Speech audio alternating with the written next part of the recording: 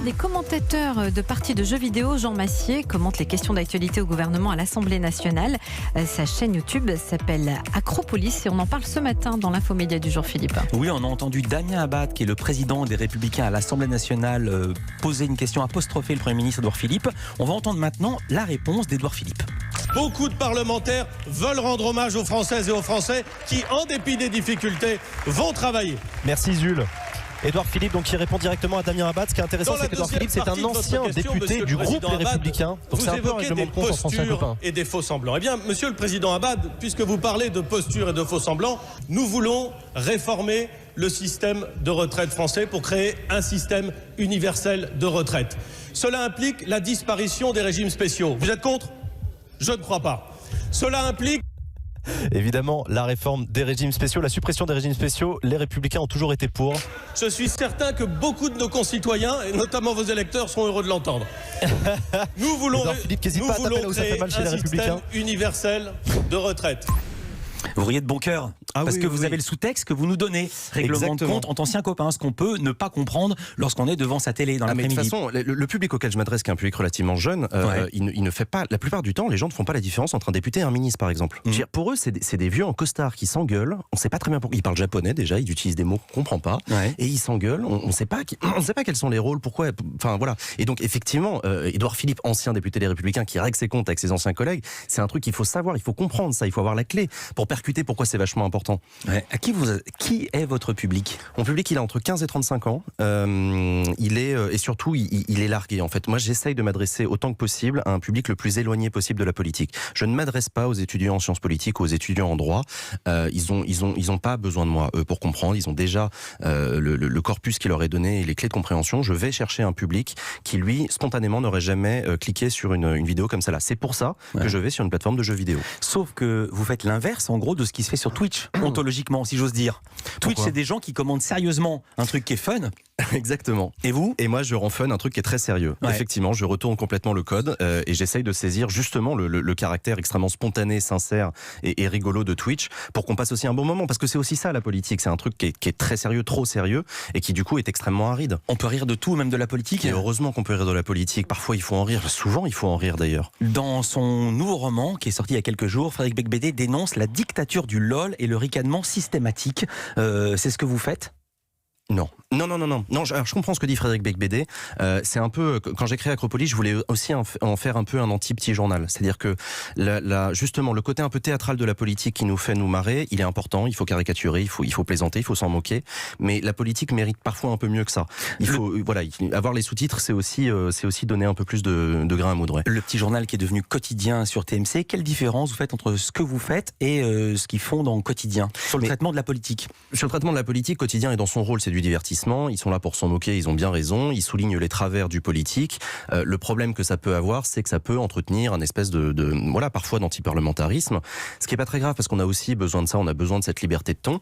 Et la différence avec eux, c'est que tout en rigolant et en permettant aux gens de passer un bon moment, parce que c'est important, j'essaye précisément d'aller un petit peu au-delà de la caricature et du côté théâtral pour dire tout ça c'est rigolo, mais réfléchissez-y, c'est aussi important ce qui est en train de se dire, c'est quand même pas rien. Et la séance de cet après-midi, on va quand même parler de l'Iran, on va quand même parler de la réforme des retraites. Il y a 2-3 sujets en ce moment qui sont un peu importants. Donc, Que pensent les politiques de votre travail, de votre chaîne ? Quel retour avez-vous ? C'est tant est que vous ayez des retours, c'est tant est qu'ils vous regardent. J'en sais rien et je m'en fous. Voilà, c'est pas compliqué. Je m'attendais pas à cette réponse. Non mais voilà, ce que pensent les politiques de mon travail, ça m'intéresse pas du tout. J'ai pas créé ce projet pour que eux en pensent du bien ou du mal. D'ailleurs, non mais c'était ma question. Vous auriez pu en croiser et qui vous dire dis donc je t'ai regardé ou je vous ai regardé ou je vous ai pas regardé. La plupart du temps, quand je les croise, ils sont interloqués, curieux et plutôt bienveillants. Ils disent c'est bien, non c'est sympa, il faut en parler, c'est important. Ils comprennent assez rapidement que je parle à un public jeune et éloigné et ils sont plutôt clients de ça. Ils pensent, d'ailleurs ils sont assez conscients du problème. Ils savent très très bien que la défiance des politiques vis-à-vis, notamment au sein des jeunes, est extrêmement importante. Donc tout ce qui va dans le sens d'une réconciliation, eux, ça leur parle. Combien vous êtes pour faire tout ça ? On a monté une boîte de production, on est 3 à plein temps, on est 4 animateurs d'émissions et on a une 30aine de bénévoles. Bénévoles, donc ça veut dire que les autres sont payés. C'est quoi le modèle économique ? Comment vous gagnez de l'argent ? Le modèle économique, c'est grâce à des partenariats qu'on fait sur des diffusions, notamment avec des médias traditionnels ou des institutions. Parce que pour le coup, on travaille avec des institutions de la République qui ont besoin de se faire comprendre. Je pense au Sénat, je pense au Conseil économique, social et environnemental, environnementale dont on parle beaucoup en ce moment.